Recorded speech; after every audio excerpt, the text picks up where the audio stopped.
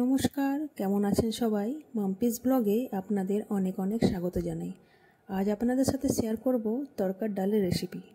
যারা নতুন রান্না শিখছেন তাদের জন্য এটা খুব গুরুত্বপূর্ণ ভিডিও। খুব ভালোভাবে আমি বুঝিয়ে দেবো, আবার রান্নাটা করতে আপনাদের অনেক সুবিধা হবে এবং জলদি রান্না শিখেও যাবেন। এখানে আমি নিয়েছি তরকার ডাল, যেটা আমি ধুয়ে পরে ওভারনাইটের জন্য ভিজিয়ে রেখে দিয়েছিলাম।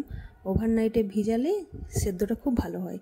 মশলা দেখুন কী কী নিয়েছি: পেঁয়াজ কুচি, রসুন কুচি, টমেটো কুচি, লঙ্কা কুচি আর একটু আদাটা গ্রেট করে দেবো। কড়াই গরম হয়ে গেছে, কড়াইয়ে দিয়ে দিলাম মাস্টার্ড অয়েল। আপনারা চাইলে রিফাইন অয়েল দিয়েও রান্নাটা করতে পারেন। তেল গরম হয়ে গেছে, দিয়ে দিলাম পেঁয়াজটা একটু ভাজা হলো, তারপর দিয়ে দিলাম রসুন কুচি। আর পেঁয়াজ আর রসুন ভাজা হতে থাক, এদিকে তরকার ডাল আমার সেদ্ধ হয়ে গেছে।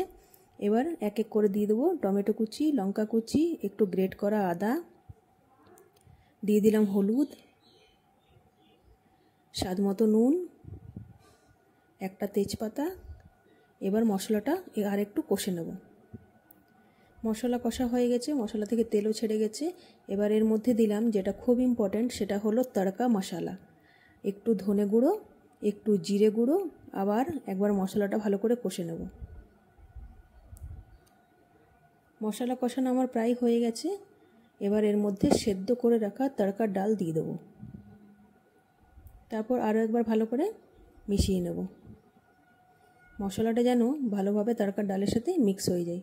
এবার এর মধ্যে দিয়ে দিলাম কস্তুরি মেথি দিলে রান্নার স্বাদ দ্বিগুণ করে দেয়।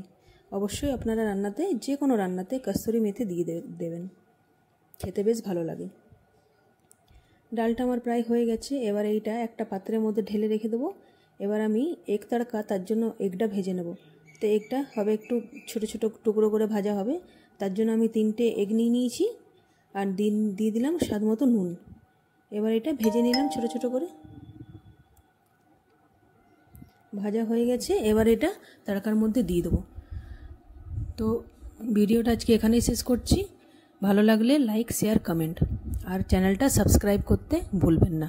দেখা হচ্ছে কোনো নেক্সট ভিডিওতে। সবাই ভালো থাকবেন, সুস্থ